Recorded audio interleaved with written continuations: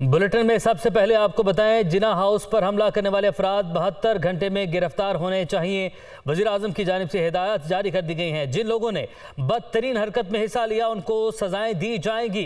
इन दहशत गर्दों के केसेस इंसदाद दहशत गर्दी अदालत में चलाए जाएंगे। वजीर आजम की जानिब से यह वाज़ेह कर दिया गया है। 75 साल में जो अजली दुश्मन न कर सका, इमरान खान के मुसल्ला जत्थे ने कर दिखाया। वजीर आजम की जानिब से यह कहा गया, उन्होंने कहा कि यह हमला दहशत गर्दों और मुल्क दुश्मनों से कम नहीं था। मनसूबाबंदी की लाठियां हवाले करने वालों को कानून गिरफ्त में लेगा। 9 मई को मुल्क की तारीख का दिल खराश वाक़या हुआ। वज़ीर आज़म की जानिब से इसकी मजम्मत की गई और उन्होंने कहा कि कोर कमांडर हाउस मुकम्मल तौर पर जल चुका है। जिना हाउस में मौजूद सारी चीज़ें जल गई हैं। लाहौर जिना हाउस को देखकर दिल खून के आंसू रो रहा है। शहीदों और गाजियों की तौहीन की गई। कोर कमांडर हाउस जो एक तारीखी जिना हाउस है, उसको आज देखकर दिल खून के आंसू रो रहा है। मुकम्मल तौर पर जल चुका है, तबाह हो चुका है। और मुझे ये कहने में कोई बात नहीं कि 75 साल तारीख में जो हमारा अजली दुश्मन जो ना कर सका, वो बदकिस्मती से 9 मई को इमरान नियाजी के सुपरविजन में उसके मुसल्ला जत्थे ने जिना हाउस को मुकम्मल तौर पर राख में तब्दील कर दिया। इमरान नियाजी और उनका जत्था है, वो जहाँ पर भी है, वो किसी हवाले से भी दहशत गर्दों और पाकिस्तान के दुश्मन से कम नहीं है। अब आपको बराह रास्त लिए चलेंगे। सूबाई वज़ीर सिंध शर्जील मेमन मीडिया से गुफ्तगू कर रहे हैं। बाकायदा निशाना बनाया गया इंतकाम का, तख्ता दार तक उनको पहुंचाया गया इन्हीं अदालतों की तरफ से। और आप देखें कि एक पार्टी के लिए जिस तरीके से ये शाही दस्तरखान लग रहे थे अदालतों में, आला अदालतों में, ये वाकई इससे अब हमारे वर्कर्स में, पार्टी के, पीपल्स पार्टी के हमदर्दों में, जालों में एक शदीद गम और गुस्सा मौजूद है कि एक मुल्क में 2 कानून कैसे चल रहे हैं। कल आपको याद होगा कि इमरान खान ने एक मरतबा फिर धमकी दी जब अदालतों के पास वो कोर्ट में इनकी हेयरिंग्स चल रही थी। इमरान खान साहब फरमा रहे थे कि अगर मुझे गिरफ्तार किया तो दोबारा रिएक्शन होगा। वो शख्स जो कहता था कि मैं तो जेल में था, मुझे पता नहीं है, मैं तो कैद में था, मुझे पता नहीं पीछे क्या हुआ, जब वो बाहर निकला उसको पता चल गया। लेकिन कल उसने फिर दोबारा धमकी लगाई कि अगर मुझे गिरफ्तार किया गया तो मैं यही करूंगा, अगर मुझे गिरफ्तार किया गया तो फिर रिएक्शन आएगा। ये ओपन धमकी थी। ये धमकी किसको थी? ये धमकी 22 करोड़ अवाम को थी कि अगर मैं गिरफ्तार हुआ तो दोबारा ट्रेनें जलेंगी, बसेस जलेंगी, लोग स्कूल में नहीं जा सकेंगे, लोग इम्तिहान नहीं दे सकेंगे, सरकारी इमलाक जलेंगी, जो आपके आला इदारे हैं उन पर हमले होंगे, पाकिस्तान का कोई इदारा महफूज नहीं होगा।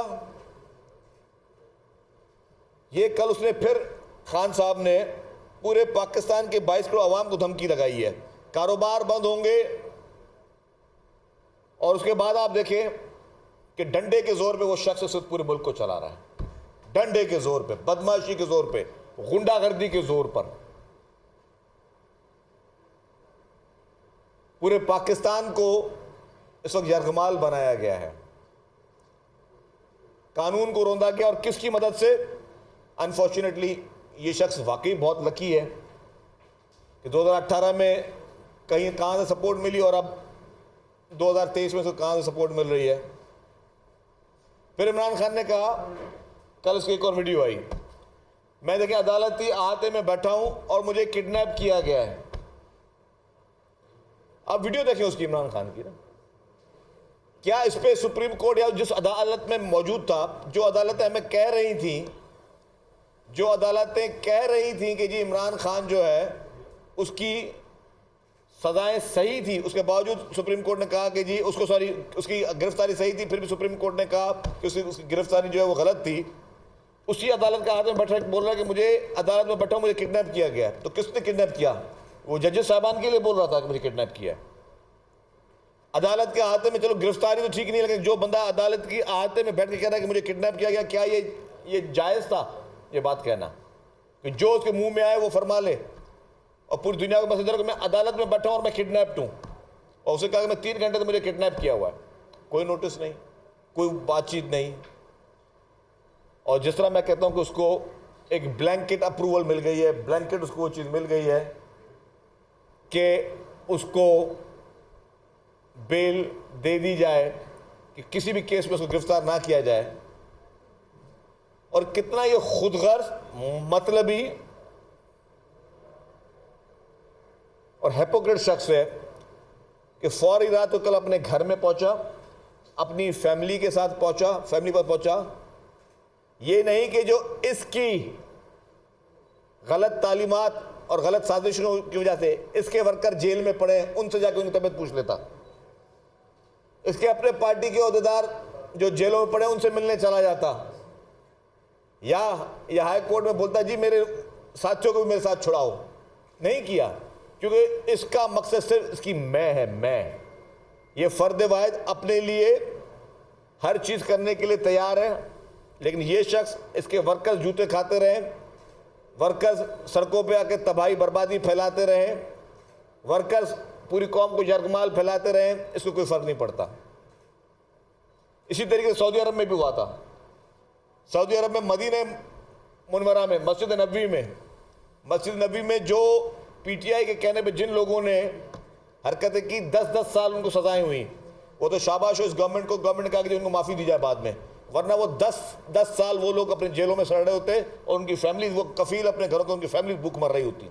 ये इमरान खान इस तरह कर रहा है, लोगों को इस्तेमाल कर रहा है, नौजवानों को वर्गला रहा है, लोगों को गलत तालीमात दे रहा है, लोगों को गलत तरीके से उनके जहन में चीज़ बिठा रहा है कि जी हुकूमत से बगावत करो, इदारों से बगावत करो, हर अपने मुल्क की हर चीज़ से लोगों को उसके खिलाफ जो बागी कर रहा है ये शख्स। और क्यों कर रहा है? लोगों को इस्तेमाल कर रहा है। क्या हुआ? कुछ अटैक्स में चीज़ें सामने आई कि इमरान खान ने काफ़ी जगहों पे जब हमले हुए, वहाँ पे औरतों और बच्चों को ढाल बनाया। इमरान खान ने ढाल बनाया इस कौम की मासूम औरतों को और बच्चों को, जबकि उसकी अपने घर वाले घरों में एयर कंडीशन में बैठे थे। जब अवाम को बाहर निकलने की बात कर रहा था तो बोलता अपनी बहनों को तुम भी बाहर निकलो, बोलता अपनी अहलिया को तुम भी बाहर निकलो, बोलता अपने वो 3 बच्चों को जो बाहर बैठे बरताने से, भाई तुम आओ अपने बाप के लिए तहरीक चलाओ। अपनी बीवियों को बोले, अपने बच्चों को बोले, अपनी बहनों को बोले कि आओ तुम तहरीक चलाओ। कौम के बच्चों को तुम क्यों जो के सामने कह रहे हो कि जी फोर्सेस के सामने लड़ना शुरू करो? ये कौन सी मुनाफकत है? अगर तुम में इतनी सी भी हया शर्म है तो खुद अपने जाती बच्चों को बोलो कि वो सामने आए, अपनी बहनों को बोलो। जब कौम की बहनों को निकालो तो तुम्हारी अपनी बहन को भी बाहर निकलना चाहिए, कौम की खवातीन को निकालो तुम्हारी अपनी बीवी को भी बाहर निकलना चाहिए। वो लोग क्यों आसमान से उतरे हुए हैं? तुम बाकी पूरी कौम को तबाह कर रहे हो, बाकी पूरी कौम को रिस्क में डाल रहे हो, बाकी पूरी कौम को तुम चाह रहे हो कि जी वो इस अनारकी का हिस्सा बने। और तुम्हारे लिए जो तुम्हें इक़्तिदार की भूख और हवस ख़त्म नहीं हो रही है, नाजायज़ तरीके से तुम्हें इक़्तिदार चाहिए, इदारों को यरगमाल करके तुम्हें इक़्तिदार चाहिए, इदारों को धमकियाँ देकर तुम्हें इक़्तिदार चाहिए, तुम्हें जुडिशरी के कंधे पे बैठ कर इक़्तिदार चाहिए, एम्पायर की उंगलियों पे बैठ कर तुम्हें इक़्तिदार चाहिए। तुम उसके लिए तुम लोगों को इस्तेमाल कर रहे हो, नाजायज़ तरीके से इस्तेमाल कर रहे हो, और वो अनफॉर्चुनेटली ये हो रहा है और लोग अनफॉर्चुनेटली इस्तेमाल हो रहे हैं। इमरान ने कल फिर एक दफा कोर्ट में बैठ के एक गैर मुल्की जरीदे को इंटरव्यू दे रहा था। ये नहीं किसी पाकिस्तान टीवी से बात कर रहा।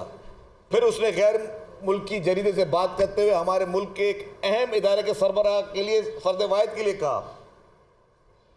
क्या कहा? बाकी सब मुझसे ठीक है, बस वो मुझसे, उसको मसला है मेरे साथ। एक अहम इदारे के सरबराह के लिए इमरान खान ने कहा कि बाकी सारे मुझसे ठीक है, वो सिर्फ वो शख्स खराब है। कितना झूठा, मक्कार और मुनाफिक शख्स है ये। कि यही वह शख्स था किसी जलसे में बैठकर मिस्टर एक्स, फिर मिस्टर वाई, फिर किसी और पर नाम ने, किसका से नाम छोड़ा, फिर कभी बोलता है जी मुझे बाजवा साहब ने हटाया। ये 10 दफ़ा तो लोगों के नाम ले चुका है।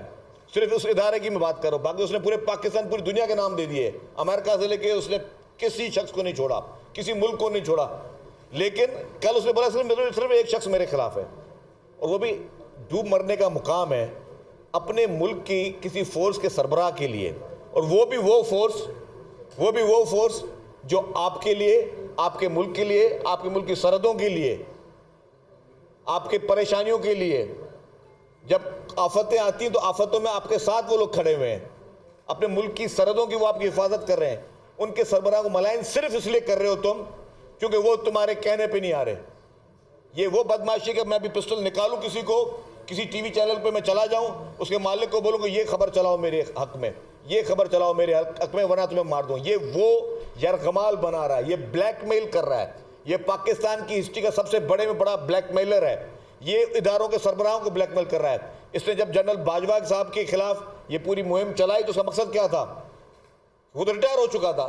नए चीफ को ये धमकी दे रहा था, अगर तुमने मेरा साथ नहीं दिया, अगर तुमने मुझे किसी भी तरीके से इक़्तिदार में नहीं बिठाया तो तुम्हारा भी मैं वो असर करूंगा, तुम्हारे साथ भी मैं, तुम्हारे खिलाफ भी उस तरह मैं सोशल मीडिया पे कैंपेनें चलाऊंगा और पब्लिकली तुम्हारे खिलाफ इतना जहर उगालूंगा जितना मैंने एक्स चीफ के खिलाफ किया था। ये वो धमकी थी, ये वो तड़ी है। और मैं बिल्कुल वर्ड टू वर्ड जो मेरा दिमाग कर रहा है मैं आपको बता रहा हूं कि ये एग्जैक्टली अंडर प्रेशर लाके इदारों के सरबराहों को और इदारों को ये चाहता है कि उसे काम कराऊं। फिर ये चाहता है कि इदारों में आपस में कोई खुदा ना खासा फूट पड़े, खुदा ना खासा कोई आपस में लड़ाई हो, जो कि अल्लाह करे कभी नहीं होगी। इसके ये सिर्फ इसकी ख्वाहिश हो सकती है इस मुनाफिक शख्स की जो पाकिस्तान का इस वक्त दुश्मन बना हुआ है, मुल्क का दुश्मन बना हुआ है। पूरी दुनिया इस वक्त पाकिस्तान पे जग हसाई हो रही है। इसकी इन अफरा तफरियों की वजह से इस वक्त IMF आपसे दूर है। इसकी अफरा तफरियों की वजह से आज मुल्क की मईशत तबाह हो रही है। जब ये इक़्तिदार में था इसने मुल्क की मईशत तबाह की, अब इक़्तिदार से हटकर इसने जो है मुल्क की मईशत तबाह की। और इसने पहले एक बात कह दी थी सॉफ्टली, जो कि शायद लोगों को समझ में नहीं आई, क्योंकि लोग उसको, इसने क्या किया कि इसने 10-12 साल एक साजिश के तहत किसी को कानो कान खबर होने नहीं दी। इसने सोशल मीडिया और डिजिटल मीडिया पे इसने पूरा एक नेटवर्क बनाया जो कि इसराइल और भारत से मिलकर इसने बनाया, जो आज भी इसको फंडिंग कर रहे हैं। उसके बाद इस शख्स ने अब वो बना के एज ए टूल यूज़ कर रहा है, और टूल में ये पूरी कौम को बेवकूफ़ बना रहा है और कौमी इदारों को ये यरगमाल कर रहा है। इस सूरत हाल में जिस तरीके से ये इस वक्त हर इदारे को निशाना बना रहा है, उनके सरबराहों को निशाना बना रहा है, सिर्फ मकसद क्या है? इक़्तिदार की हवस, इक़्तिदार की भूख। फिर इमरान खान ने एक और अब नया काम शुरू किया हुआ है कि इसके लिए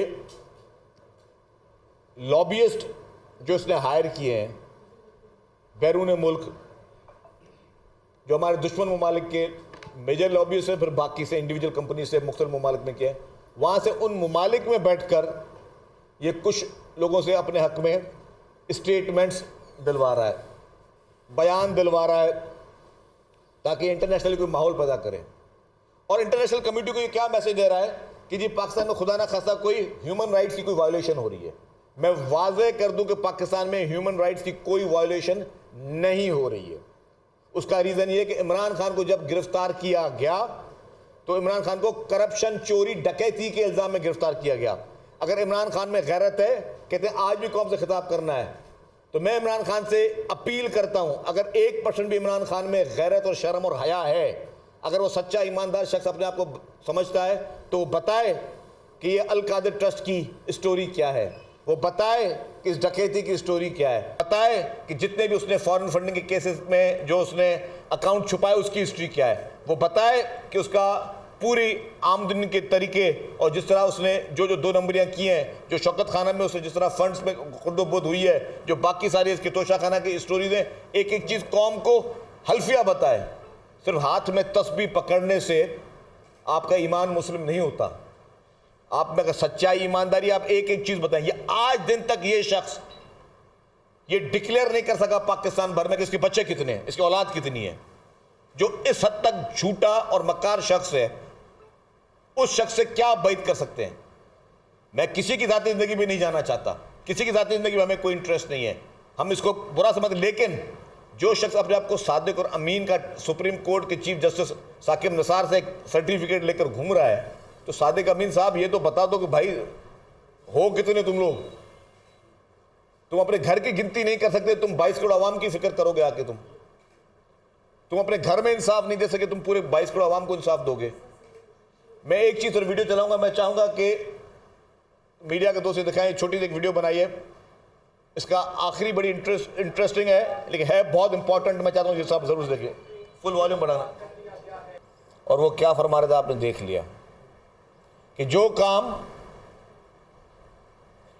भारत 75 साल में नहीं कर सका, जो साजिश भारत की 75 साल तक कोशिश नहीं कर सका, वो इमरान खान भारत के लिए कर रहा है। वो इमरान खान भारत के लिए कर रहा है। और उसके ताने बाने कहां से मिलते हैं? यस, आप उठा ले इलेक्शन कमीशन के डिसीजंस, जजमेंट्स, जिसको आज दिन तक इमरान खान ने चैलेंज नहीं किया, जिसमें लिखा हुआ है कि भारत से फॉरेन फंडिंग में इमरान खान को पैसे मिलते रहे हैं। आज भी खबरें यही हैं कि बरतानिया में पीटीआई को फंडिंग भारत से हो रही है। जितने बरतानिया में मुजाहरे और जो भी लोग ये ट्रोलिंग वाले निकलते हैं, सबको तनख्वाहें भारत से मिल रही है। तो आपके दुश्मन ममालिक आपके मुल्क में अफरा तफरी के लिए, आपके मुल्क में इंतशार फैलाने के लिए, आपके मुल्क में डिवाइड करने के लिए, आपके मुल्क में पोलराइजेशन के लिए, हमारे मुल्क में भाई को भाई से लड़ाने के लिए, हमारे मुल्क में नफरतें फैलाने के लिए, ये एक बहुत बड़ी चीज़ है जो कि इमरान खान के अकेले दिमाग की बात नहीं है। जहाँ तक जो उसने पिछले 3-4 दिन में किया है पाकिस्तान में, ये इमरान खान की ना ही हिम्मत है, ना इमरान खान के साथ ही जो पीटीआई के वर्कर्स हैं उनकी हिम्मत है। इसमें कौन कौन से एलिमेंट्स इस्तेमाल हुए हैं, उन एलिमेंट्स को कहाँ से हायर किया गया है, उन एलिमेंट्स को किसके कहने पे हायर किया गया है, उन एलिमेंट्स के ताने बाने कहाँ से मिलते हैं, उन एलिमेंट्स में कौन कौन इसको इमरान खान को सपोर्ट करता है। तो ये सारी चीज़ें जब ये खुलेंगी, अच्छा है जीआईटी बनाई गई है, जब खुलेंगी तब ये चीज़ें और मज़ीद वाज़ेह होंगी, ये चीज़ें तब मज़ीद सामने आएंगी। इसलिए सूरत हाल बहुत ही इस हिसाब से तशवीशनाक है कि जिस तरीके से आपके इदारे इस्तेमाल हो रहे हैं। अब जो भी जजमेंट्स इमरान खान के फेवर में आई हैं, ये प्रेसिडेंट तो बनेंगे। कल को मैं भी कहूँगा जी मुझे भी ऐसा ऑर्डर दे देंगे कि मुझे किसी भी मुकदमे में कभी भी गिरफ्तार ना किया जाए, और फिर देखिए मैं किसी लोगों के साथ क्या आशा करता हूँ। तो ये अनफॉर्चुनेटली ये पिछले 2 दिन पाकिस्तान की तारीख के, कानून की तारीख के, आइन की तारीख के स्याह तरीन बाब थे, स्याह तरीन बाब थे। पाकिस्तान की पूरी हिस्ट्री में, पाकिस्तान की पूरी हिस्ट्री में इससे बुरी मिसाल नहीं मिलती। आप आईने पाकिस्तान बनाने वाले को, एटम बम बनाने वाले को, स्टील मिल बनाने वाले को फांसी पे चढ़ा देते हो, और एक झूठे शख्स को, एक मक्कार शख्स को, एक बेईमान शख्स को, एक धोखेबाज शख्स को, एक दगाबाज शख्स को, एक मुआशरे में फितना फैलाने वाले शख्स को आप इतनी रियायतें, इतनी मरातें दोगे तो सवाल तो उठेंगे, और सवाल वो उठ रहे हैं। तशवीशनाक सूरत हाल है, लम्हा फ़कीरिया है इस मुल्क के कानून के लिए, आइन के लिए। ये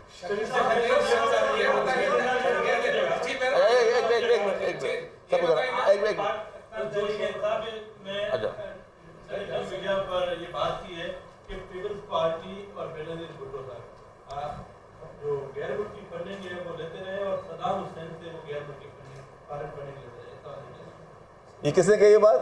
पीटीआई की जान से कही है। मैंने आपको भी तकरीर दिखाई कि ये लोग झूठे शख्स, प्रोपेगेंडा के माहिर शख्स, झूठी बातें करने वाले शख्स, मतलब जिनके लिए जो भारत से और इसराइल से पैसे ले रहे हैं बैठकर, पीपल्स पार्टी के खिलाफ तो हमेशा लोगों ने पैसे लेके सियासतें की हैं। पीपल्स पार्टी के खिलाफ तो हमेशा जो दुश्मन है पाकिस्तान के और मुसलमानों को, उन्होंने हमेशा फंडिंग की है। तो पीपल्स पार्टी इसकी विक्टिमाइज रही है इस पूरे प्रोपेगेंडास की, इस पूरी साजिशों की। जी शकील साहब, ये बताइए। अच्छा पहले अकरम साहब ये बता दें, जितने भी पुरतशद्दुद वाक़यात हुए हैं, इमरान खान पर जितने भी केसेस हैं, उन सब को बालाताक रखकर जज जो सुप्रीम कोर्ट से लेकर डिस्ट्रिक्ट जज तक उसको मुसलसल रिलीफ दे रही है। और आप जितने भी प्रेस कॉन्फ्रेंस कर रहे हैं, जितना भी शोर वावेला मचा रहे हैं, किसी खाते में वो इस बात को नहीं ला रहे। अब कल जो है आपने एहतजाज की कॉल दी है, सुप्रीम कोर्ट के सामने धरना देने की कॉल दी हुई है, तो कल क्या होगा अगर सुप्रीम कोर्ट ने वजीर आजम को बुला लिया और कंटेम्प्ट ऑफ कोर्ट पे उसको डिसमिस कर दिया, घर भेज दिया, तो फिर क्या हिकमत अमली होगी? क्योंकि वो तो किसी खाते में नहीं ला रहे। अकरम साहब आपका सवाल ठीक है, लेकिन मैं मफरूज़ों पे कोई बात नहीं करता। जब सुप्रीम कोर्ट बुलाएगी किसी को तो फिर उसकी जवाब होगी। मैं समझता हूँ, मुझे नहीं कहना चाहिए, मैं बड़े अफसोस के साथ कह रहा हूँ, दिल बर्दाश्ता होकर कह रहा हूँ कि कुछ लोग अपनी वो एक जो मॉरल वैल्यूज़ हैं वो गंवा बैठे हैं। कुछ लोग वो जवाज़ होता है ना बुलाने का, वो अब किसी को नहीं बुला सकते, मैं आपको बता दूं। और अगर कोई बुलाए भी सही ना, मिसाल के तौर पर मैं आपको बताऊं कि मुझे कंटेम्प्ट में, मैं आपको मिसाल देता हूं, हालांकि मैं जो चीज़ें की है मैंने तारीखी हकायक दिखा के की है, मैंने किसी पे कोई ज़ाती इल्ज़ाम नहीं लगाया, किसी पे कोई ज़ाती हमला नहीं किया। लेकिन अगर मेरी इस प्रेस कॉन्फ्रेंस में मुझे कंटेम्प्ट होती है ना, इस प्रेस कॉन्फ्रेंस में अगर बंदियाल साहब मुझे बुलाते हैं तो मैं आपको बताऊं, मैं नहीं जाऊंगा, मैं नहीं जाऊंगा। क्योंकि आपने वो एक एतमाद उठा लिया, आपने पूरे कौम से, पूरी कौम का जो एतमाद था, एक भरोसा था, वो आपने उठा दिया। अगर मुझे आज सुप्रीम कोर्ट की बात है, अगर मुझे आज बंदियाल साहब बुलाते हैं, मैं नहीं जाऊंगा अदालत, भले जो करना है कर लें। क्योंकि आपने अपनी वो जो आपकी लीगल वैल्यू थी, जो मॉरल वैल्यू थी, वो आपने खो दी है। आप मतलब बिल्कुल ख़त्म कर दिया आपने उस पूरे सिस्टम को, आपने उखाड़ पिछाड़ कर रख दिया। जो रूट कॉज होते हैं ना एक मोहब्बत के, एक एतमाद के, वो आपने उखाड़ के भेज दिए। जिस तरह आपने उसको, कौन कहता है कि अदालत में वेलकम जी, बड़ा अच्छा लगा आपको देखकर, क्या मतलब है? एक मुल्जिम था, वो एक मुल्जिम था। कितने मुल्जिमों को आप बुला के बोलते हो कि बड़ा अच्छा हुआ आपको देखकर, खुशी हुई देखकर? लोगों की अब छोड़े बात को यार। ये देखिए 75 साल से यही रियासत बकौल आपके पाकिस्तान की हिफाजत करती रही है, पाकिस्तान के सरहदों की हिफाजत करती रही है। 75 साल से हिंदुस्तान को ताकत नहीं हुई कि इस रियासत से लड़े। तो एक तो वो रियासत किधर है कि एक इमरान खान से नहीं लड़ सकती। अगर एक इमरान खान रियासत पर गालिब हो गया है, बस समझ गया मैं आपके सवाल को, अब सवाल समझ गया मैं। देखिए जी, कहते हैं रियासत माँ जैसी होती है, और पाकिस्तान की इस वक्त रियासत माँ जैसी वाकई है। पाकिस्तान की इस वक्त जो मौजूदा रियासत है, जो पाकिस्तान की मौजूदा इस्टेब्लिशमेंट है, जो पाकिस्तान की इस वक्त मौजूदा गवर्नमेंट है, वो माँ जैसा सलूक कर रही है। माजी में लोगों को बड़े शिकायतें रही हैं आमरीत के दौर में, लेकिन आप देखें कि हमारे इदारों ने बड़े सब्र और तहम्मुल का काम किया है, बहुत सब्र का काम किया, बहुत सब्र से काम ले रहे हैं, बहुत तहम्मुल से काम ले रहे हैं। वजह यह है कि वो इंसान की, आप देखें कि इंसान की ज़िंदगी की और इंसान की तमाम जो चीज़ें उसको जायज़ हैं, उसको वो हमारी रियासत इस वक्त उसको प्रायोरिटी है कि कोई जानी नुकसान ना हो। वरना कोई भी शख्स, जिस तरह कोर कमांडर साहब के घर पे हमला हुआ या GHQ की जो बातें आई तो वहाँ पर उन्होंने कोशिश की, तो मुझे बताएं कोई बड़ी बात है इनको रोकना? आपको मैं बताऊँ पाकिस्तान का लॉ क्या कहता है कि सेल्फ डिफेंस, अगर आप किसी के घर में घुस रहे हो या उधर हमला करने की कोशिश कर रहे हो तो सेल्फ डिफेंस में आपको बहुत सारी चीज़ें जायज़ हैं, बहुत सारी चीज़ें जायज़ हैं। शायद आम आदमी भी जो है ये चीज़ कभी बर्दाश्त ना करे। ये तो आपके मुल्क के सबसे मोतबर इदारे हैं जिन्होंने बहुत बर्दाश्त का काम किया, बहुत तहम्मुल से काम किया। मैं सलाम पेश करता हूँ उनके उस तहम्मुल को, उस बर्दाश्त को। वरना खुदा ना खादा किसी के घर पे कोई कौन छोड़ता है जी, और आपको कानून इजाजत देता है वो काम करने के लिए। उस प्रोटेक्शन के लिए, सेल्फ डिफेंस के लिए आपको मुल्क का कानून, आइन, मुल्क का क्या, दुनिया का हर कानून आइन आपको इजाजत देता है कि अगर आप पे कोई हमला करे, किसी के घर में घुसना क्या था, हमला था, क्या था, आप घर में किसी को आग लगा रहे हो, हमला करने आए हो, आप कौन सा, आप हार बनाने आए हो। तो सारे ऑप्शंस मौजूद होने के बावजूद